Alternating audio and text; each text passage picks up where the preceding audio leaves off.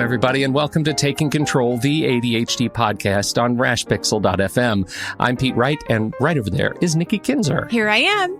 Hello. Hi, Nikki Kinzer. Hi, Pete Wright. How are you? Happy day. I'm good.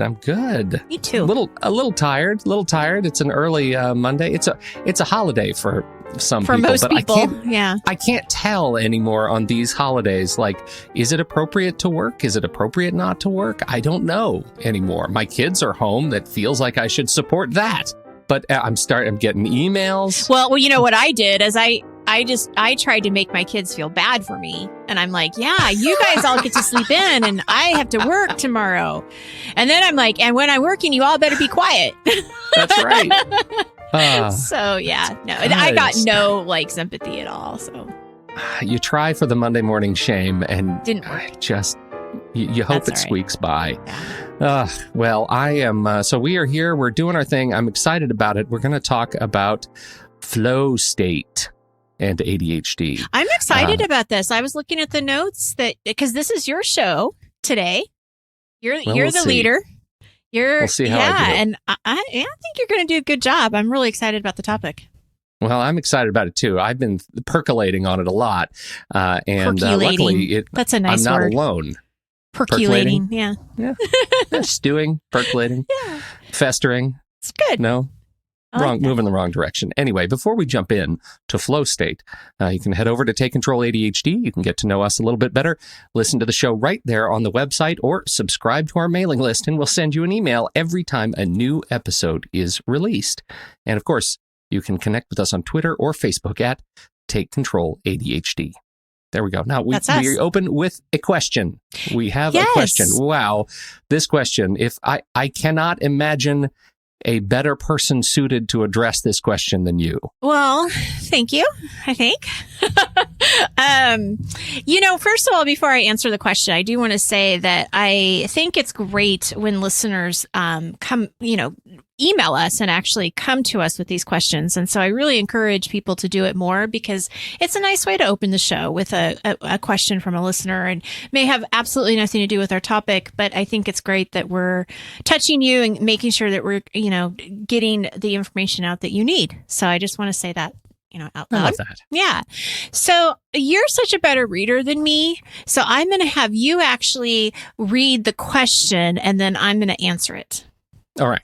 Well, I'll do my best. Okay. Here we go. My name is Jen, and I am a fellow Portland resident. I'm 38 years old and was diagnosed with ADHD 10 years ago. I first want to say that I'm a longtime listener of the podcast. I love you guys so much. You really have given me a lot of hope with all of your wonderful suggestions and positive dispositions. Oh, thank you so much, Jen. That's really kind. Mm-hmm. But I'm getting ready to face a major life challenge that I've never dealt with before, and I wondered if you had any advice. My husband was recently diagnosed with leukemia and has to begin cancer treatment in 2 weeks. The last month has been a whirlwind of doctor's visits and tests, and to add to the mix, he's being enrolled in a clinical trial, so that just makes things all the more chaotic. I'm already drowning in paperwork, and we haven't even started the actual treatments yet. Do you have any suggestions for me on how to best manage the influx of doctor visits, paperwork, etc., so that I can try to keep things straight and keep calm in such a crazy and emotionally charged environment? Thanks so much for all you do, Jen. First of all, I want to say that I'm really sorry to hear about her husband because that is devastating news for sure. And, I think the reason that Pete had said, well, I would be a good person to answer this is because my husband has MS, multiple sclerosis. He was diagnosed a month after our wedding in 2001. And so we have certainly dealt with lots of doctor visits, hip replacements, all kinds of stuff. Lots of MRIs, all kinds of stuff, right, that comes with MS and disability. And because you've been married for how long now? Almost 18 years. 18 years. Mm-hmm. So 18 years minus 2 weeks. Right. You've been dealing with this. Yeah. And there's definitely times where there's more paperwork than others. And he also went on disability. So when he went on disability, there was a lot of paperwork with that and a lot of unknowns. So I do have that in common. They're two different situations. but both just, both situations are very emotionally charged. And so one of the things that before I even talk to you about paperwork, Jen, I would want to say, just make sure that you have a support system, not only for your husband, but also for yourself. Because this will be very difficult. This is going to be a hard process to go through. And I think that one of the things that I found in my own experience is that you feel very powerless because there's just nothing you can do to help your spouse. And you see them hurting and you see them going through all of this, and it's just really hard. So, I ask that you do, get your own support system and take care of you. And when you talk about keeping calm, that's the only way that you can really do it, is making sure that you have that self-care in place. So with that being said, the paperwork, I'm going to share with you what we did and what we kind of continue to do. Basically in the midst of all of it. And this was especially when he was going out on disability, because we had to get everything together. I basically took all of the paperwork, all of the bills, all of the doctor's notes, everything, and put them on our living room floor. Had everything out on the living room floor. And then what we did together is we started separating them into categories. And so we would have Post-it notes on where certain categories went. So we would just go through the paperwork. If this was a doctor, if this was notes from a specific doctor, it went into that category. But each doctor, because he had different doctors, had their own category. So we didn't mix and match the doctors. With that doctor, that's where the appointment notes went. That's where if we had questions, we'd jot that down and put that there. They give you summaries, of what the appointment was and what they found or whatever. We do that in that category. Insurance was a whole different category, which is, oh man, that's hard. But I'm going to get to that in just a second. But definitely have insurance in a different category. And then have a separate place for your bills, because bills are going to come in and they're going to be confusing. And you're going to wonder, is this covered? Is it not covered? Because sometimes it says it's a bill. And then sometimes there's this big thing that says this is not a bill. Then you're like, okay, then what is it? So you want to put those things aside. And I would say when you're getting your mail, you actually probably want a separate basket or something separate for you to put those bills aside so that you don't lose them. We had a timeline. We had to go through and do a timeline of his symptoms and what, how he was diagnosed and all of this stuff. So we had to spend some time doing that. Anything that you think is important related to the doctor's appointments, you want to keep together. And this is really what the point is that we want to have a place for the paper to go to that's all in one spot. So once you get the backlog categorized and organized, then you got to figure out where you're going to hold it. We started with a binder. And this was great at first, right? Because for that backlog that was all over the living room, we were able to hole punch it and put a file folder, in the binder and everything. But that is not an easy thing to maintain. Right. No, you have to hole punch every time you get a new bill, and that happens a lot. Yes. So what we ended up doing is we kept that binder as kind of the beginning of his journey. And then what we ended up doing is just having separate file folders in a filing cabinet that anything that came in that's where I dropped it. But you could use a handheld filing case that's just for your husband's paperwork. You could use a section like in your filing cabinet. But the thing you want to remember is you just want to keep it separate from everything else and have one place for it to go, so that when you have to go back and look at it, then you have a place to do that. And you're not looking, it's not scattered basically all over the place. Well, and I imagine it can be very frustrating when you start accidentally mixing bills that are not related to, like procedures, like, the cable bill. Well, you don't want that in the binder. Right. That's exactly true. Because the thing with medical bills too is that, they'll work out payment plans for you too. So if you get this really large bill and you can't afford all of it at once, call them and find out what kind of payment plans you can do or what you can work out, because then it doesn't screw up your credit. You're not getting these credit notices or anything because you are really working with them. You're making an effort. Now, when it comes to insurance, I was lucky because I have a mother who spent her whole work life in the insurance industry.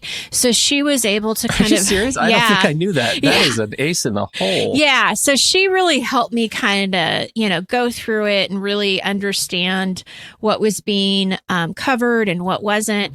If you find somebody that can help you, that's great. I mean, I had my mom, but I would even ask, call the insurance company and ask for somebody to walk you through this, because it really does get confusing. There is like to act as an advocate, right, on your behalf. Yeah, because this is the thing. Doctors and insurance, they both screw up.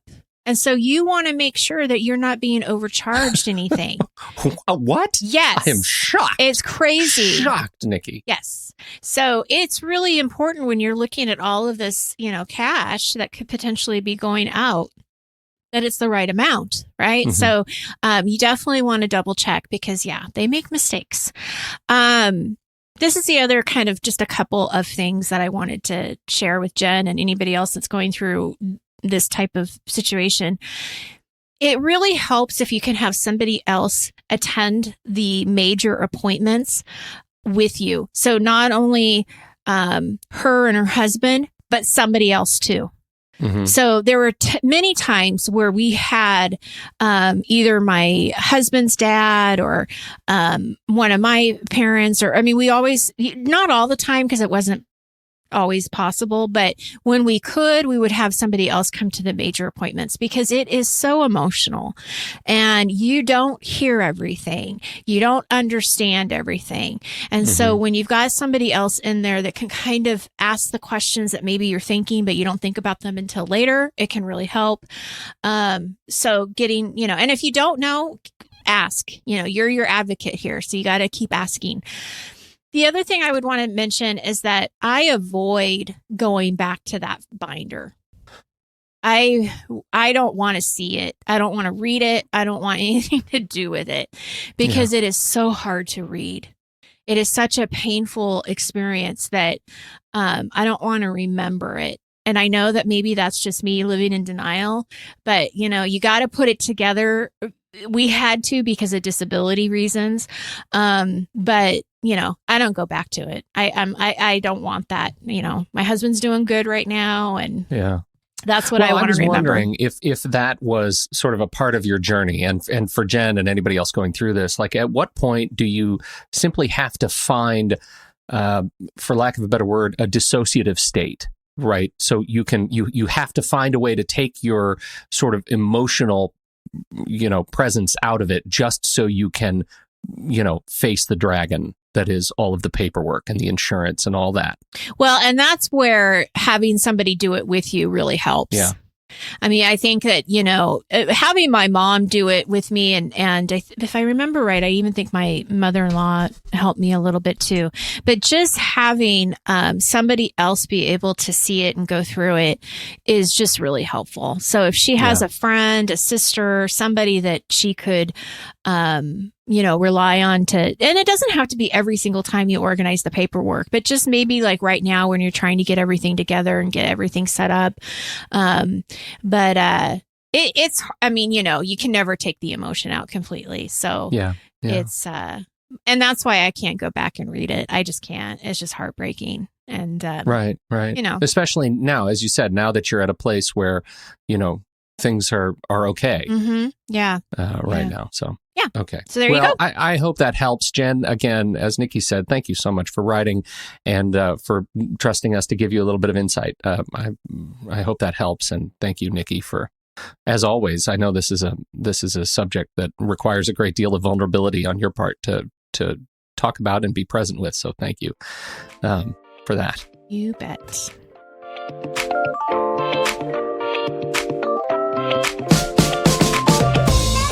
The ADHD podcast is brought to you by you people. It is brought to you by you. The reason we can do this show week to week, year after year, is thanks to the support of you, our listeners, at patreon.com/the ADHD podcast. Your direct support pays for hosting the show and equipment.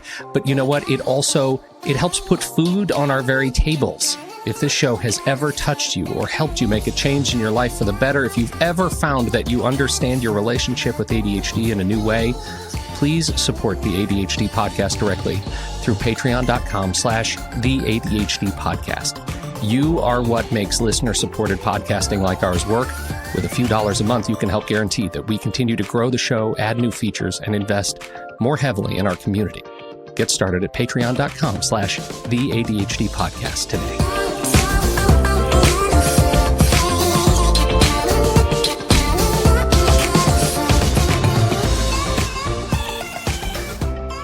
Can we talk about hyperfocus, Nikki Kinzer?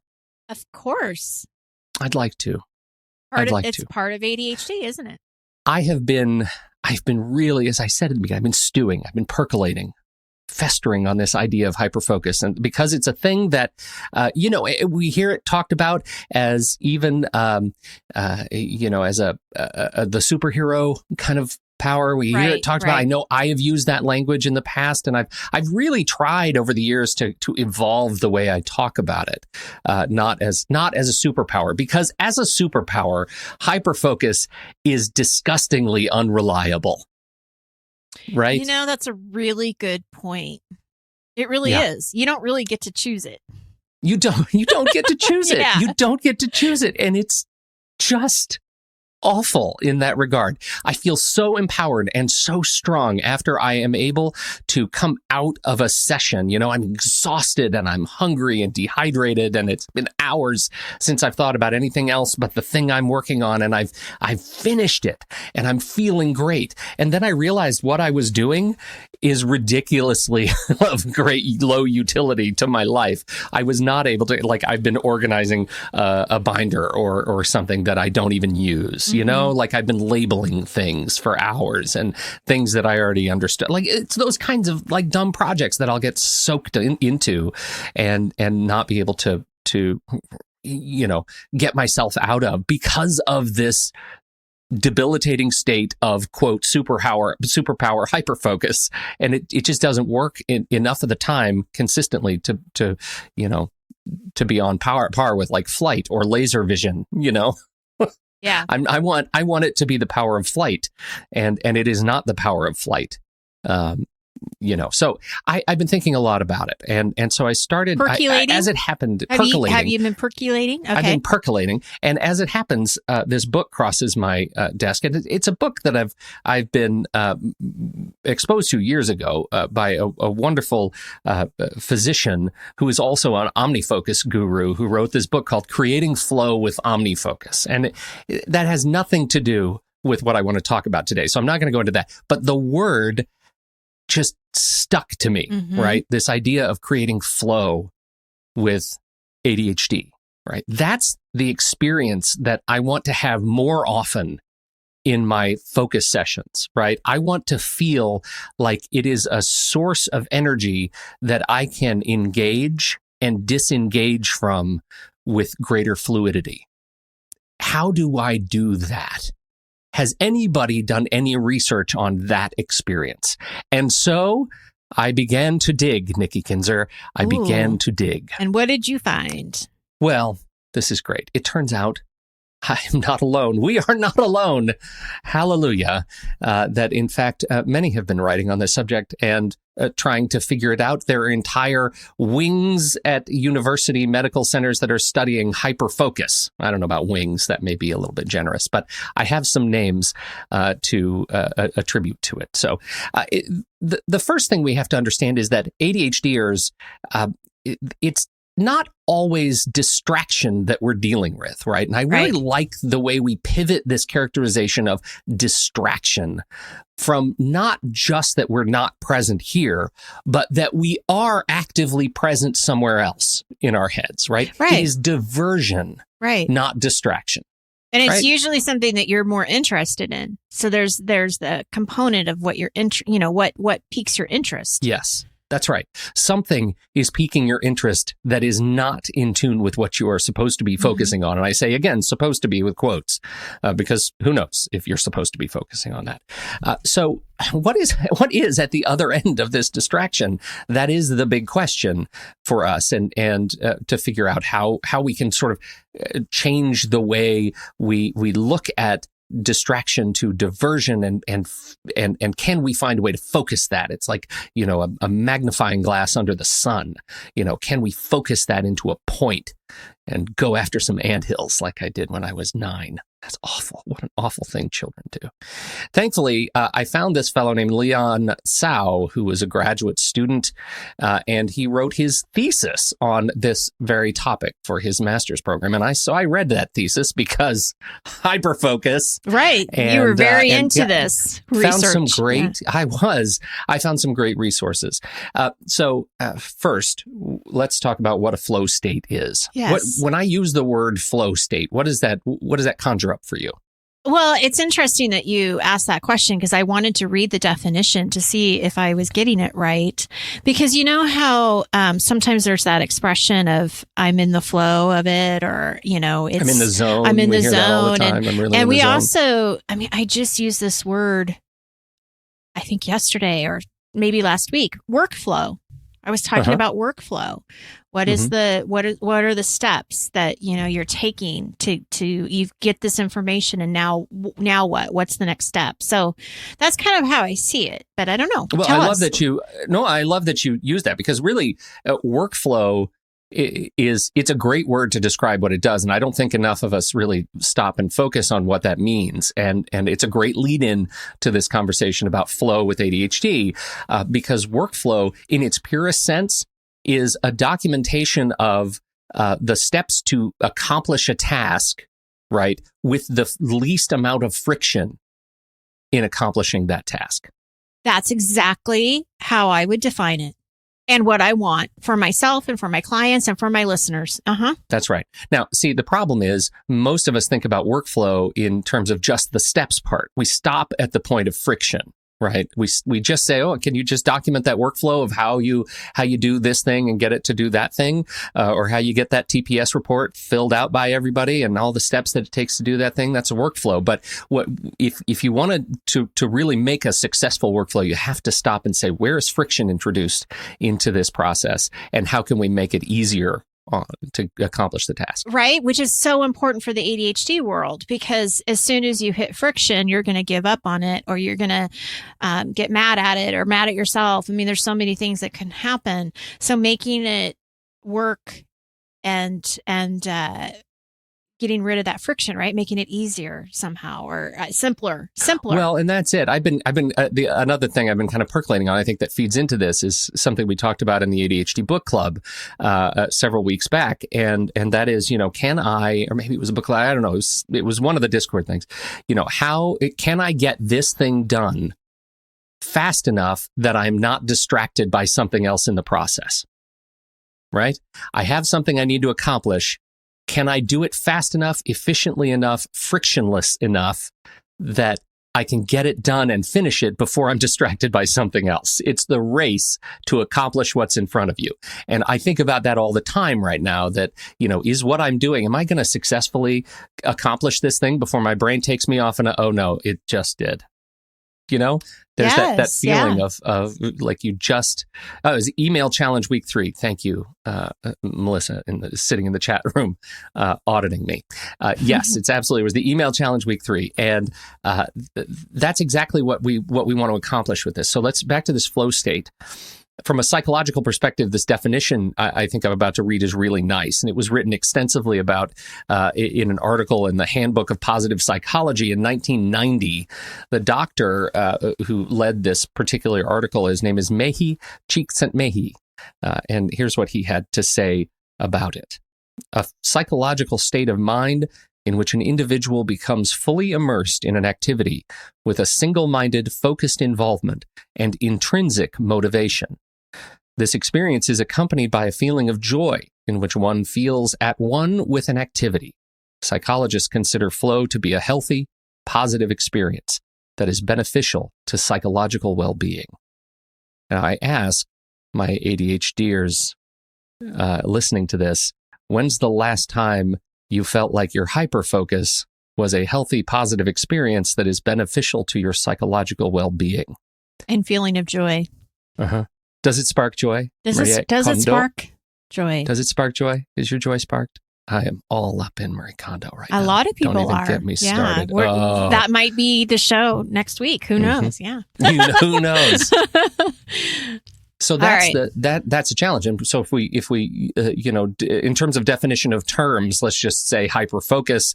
Though ADHD individuals can be attention shifting, inattentive, and distractive, they also display a paradoxical trait of intense mental focus on a narrow area or of interest or activity.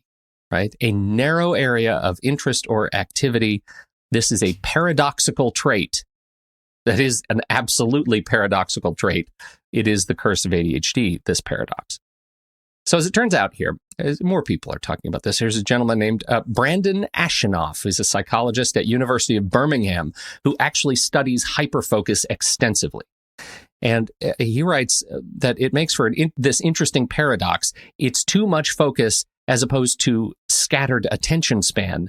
You're focused so intently on something that no other information gets into your brain, right? And in the process, another doctor I read as a process in digesting this research, who said it's like being pulled out of a dreamscape, right? When you're trying to get somebody's attention who's in a hyperfocus state, it's not that they don't they're not acknowledging you intentionally. Your words are not getting into their brain because of this dream state, and that is that's a really important thing to remember, I think, about yourself and about being with others who are living in a hyperfocus state. Like it is a fugue state, right? You have to, it's jarring context shift to get out of it.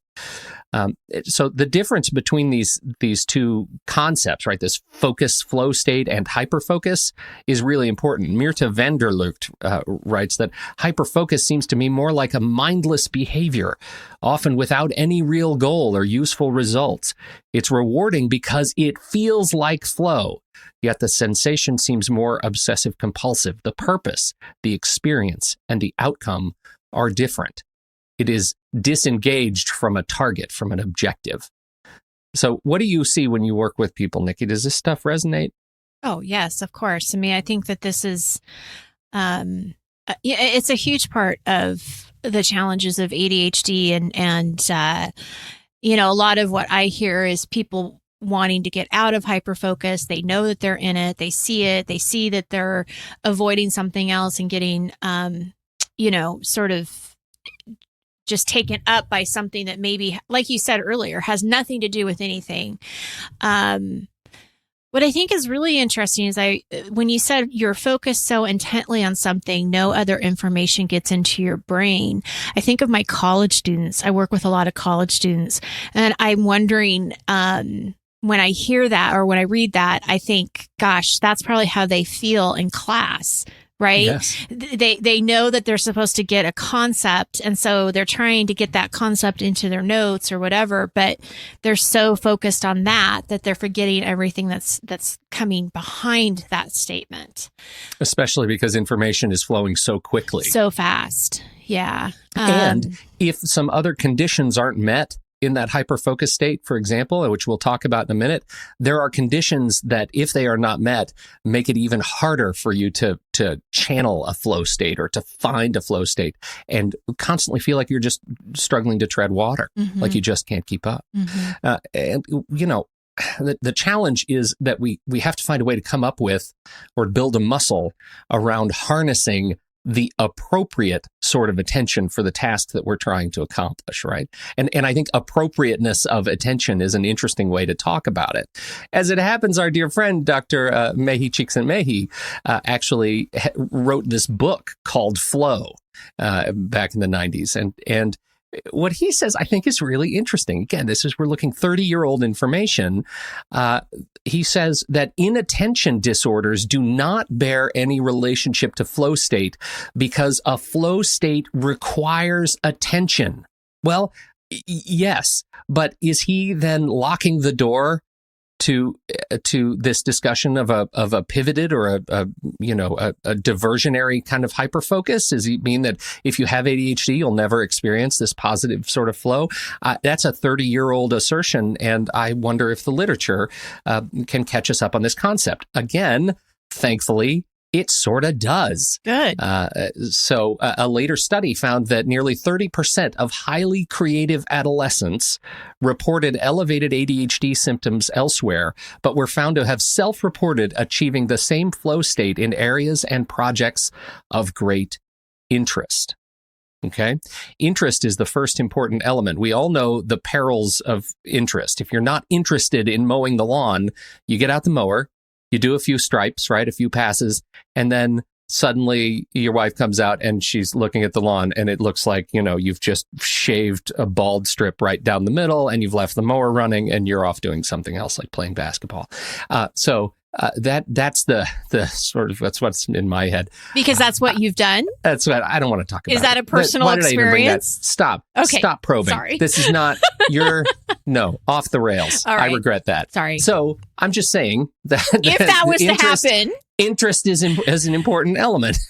Right. When distractibility sort of rears its head, when it comes with a level of skill for the task is not high enough to meet the expectations of the project, right? That's the second thing, is this, that your skill level is not high enough to meet the expectations of your project. So I think about your students again, who don't yet have the skills that they're trying to acquire, and therefore they have this sense of their head about what they want to accomplish, but they can't accomplish it yet because they're not skilled enough to do it. Therefore, fractured attention, right? If you have this vision of what you want to accomplish, but you don't know how to get there, non-ADHDers will create crappy but finished work, right? Mm-hmm. They get the experience of having gone through the motions. ADHDers get this sort of fractured attentive state and don't even finish the work. They don't get the valuable experience of practice that non-ADHDers do. And that's another really important thing to think about. And don't forget time. As soon as you insert a time pressure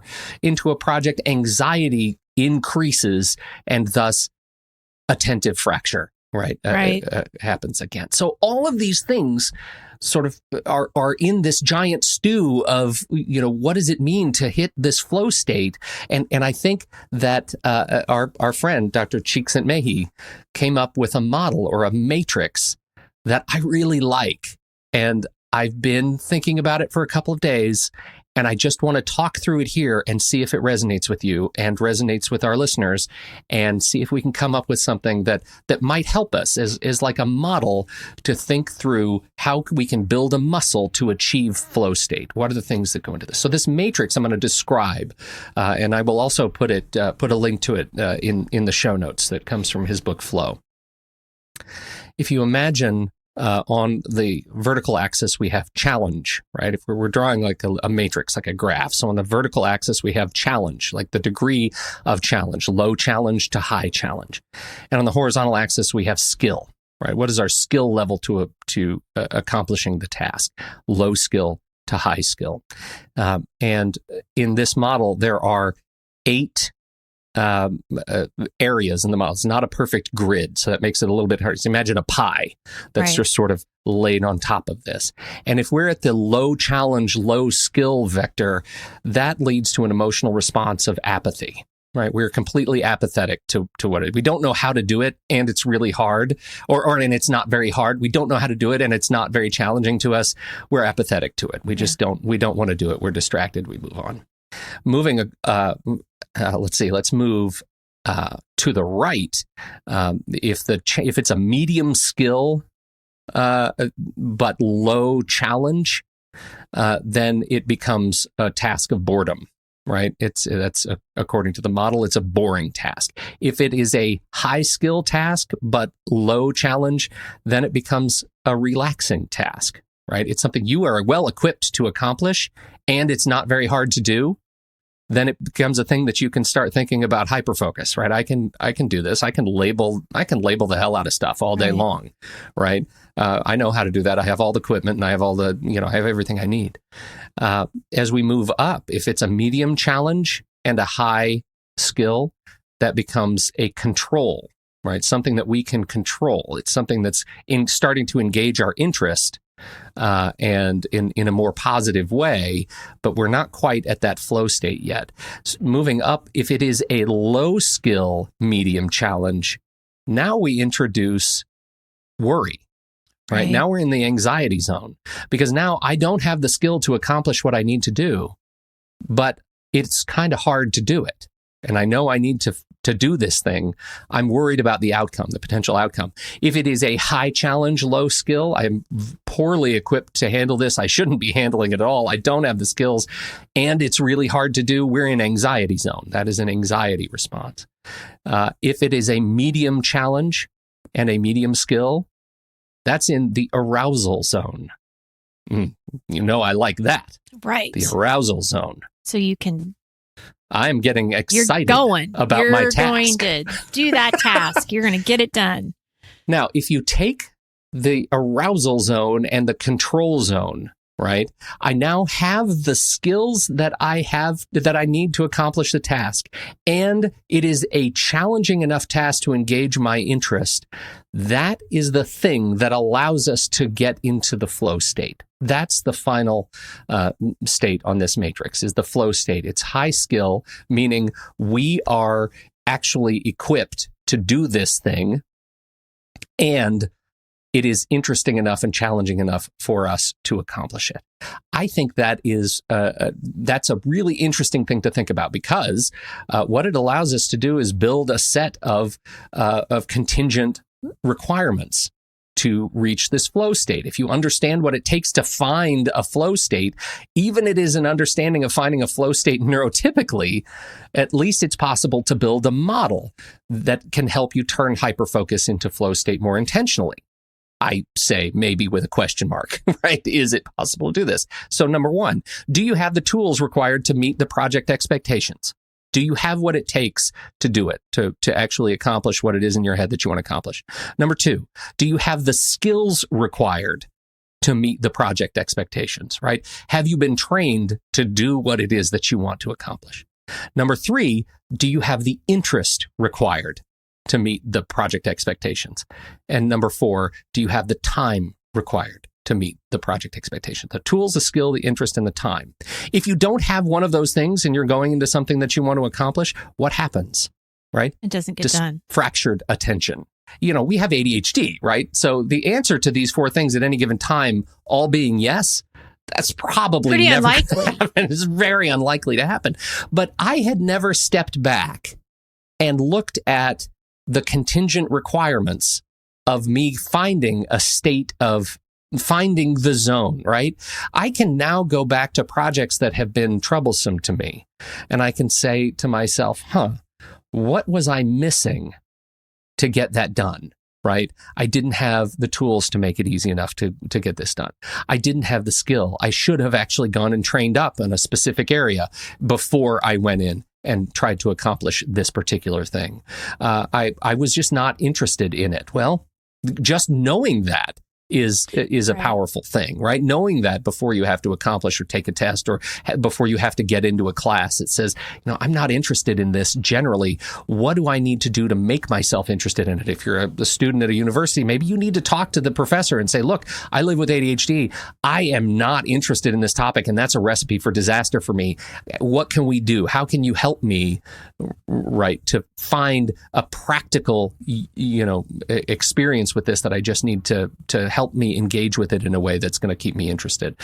That's a conversation you can have when you have a sense of what it takes to find a flow state. So I present all of this. It's kind of like the whole margin discussion that we had months ago, right? I don't know that there's an answer, but the research is out there that says these are the four things that we need to actually be thinking about. We need to be conscious of the tools, the skill, the interest, and the time. And I've never looked at them from the perspective of how we approach channeling our hyperfocus successfully.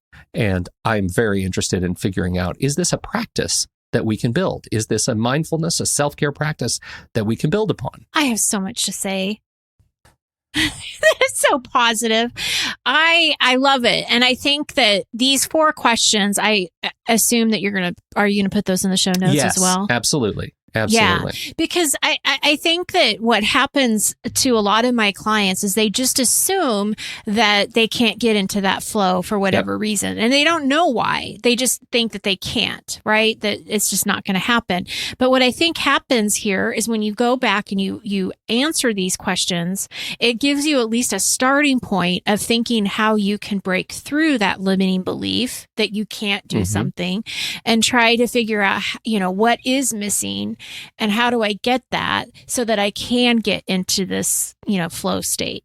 So I really love the awareness piece of this. I think these questions are really good to get you started on finding out where the cracks are and, how you can fill those up to get into that flow. The other thing that I think is important that I see is that, we're practicing skills. So you may not be efficient in this skill or an expert in this skill, but you're practicing it. And I think even just knowing that, there may be some worry to that. There may be some anxiety to that. But again, being aware that you're in an uncomfortable zone because you're not as experienced as you want to be, but you're gaining that experience right now. And so, the more you gain it, the better, the more confident you're going to feel later on. So I think it's a great awareness tool of kind of where you fall. Where are you on this subject or this project? Absolutely. And I would be very interested as people start to think about this and engage in it. I'd be very interested in sort of where the holes are for ADHD, right? I mean, because so much of this was written and discussed around, a flow state toward, neurotypical processing and creativity. Well, we're also striving to be able to hit a flow state of creativity, right? That's what we're trying to do. We're trying to engage this internal sort of core resource of creative problem solving to accomplish whatever task is in front of us, whether it is actually I have to label all these boxes or whether I have to, do all the pre-pro to launch a new podcast or to, build a new widget, whatever it is, you're trying to engage a creative resource. And so I think it is fascinating to see that there are so many who are actually trying to do this as well. And in my effort to distill down these 4 elements, I'm absolutely open to things I may have missed. And so I would love to hear, jump in the Discord and share your thoughts of process. What's missing? How can we make it better? Because I'm interested in a potential model that helps us engage an ADHD flow state positively. Can we get good at this? I think we can. I think it's possible to do it. And there is a whole angle that I should at least say almost dismissively as a footnote that they've done some work, particularly on the role of medication in finding this kind of in hyperfocus, right? What does it actually do to help you engage? What does it blunt in the process? Sometimes you need a little zip, zip, zip. I need to be able to engage that part of me and not not stop and step out of, that flow of energy that can come from ADHD if you have all the other pieces in place. There you go. That's what I've got. I love it. Great job, thank you, Pete. Kinzer. I hope that's good information. Useful for folks. And please, definitely share your thoughts. Happy sort of holiday here in the U.S., but not really, because it'll be a week later. That's right, but not really, because we're a week late. Anyway, happy Tuesday. We'll say that. Every Tuesday could be a holiday with that mindset. Thank you, everybody. That's right. Thank you, Nikki Kinzer, and thank you, everybody, for downloading and listening to this show. We absolutely appreciate your time and your attention. On behalf of Nikki Kinzer, I'm Pete Wright. We'll catch you next week right here on Taking Control, the ADHD podcast.